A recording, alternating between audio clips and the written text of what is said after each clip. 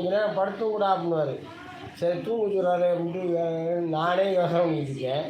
இவர் என்ன பண்ணாருன்னா, ஒரு மரக்கட்டை எடுத்து ஒரு மரக்கட்டை இப்படி கட்டுறதுக்கு முடியல, இப்படி கட்டையை எடுத்து இந்த பிறங்காலில் இந்த கால் இருக்கு பார்த்தீங்களா, இந்த இடத்துக்கிட்ட இப்படி வச்சுருவார். இந்த இடத்துக்கிட்ட அப்படி வச்சுட்டு படுத்துருப்பார்.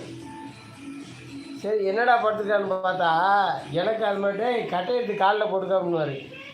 கட்டையை எடுத்து காலில் போட்டு எதுக்கு இதை போட சொன்னாரு, சும்மா தூங்க முடியாதுன்னா தூங்குவார் அவர். நானும் தூங்குவேன்.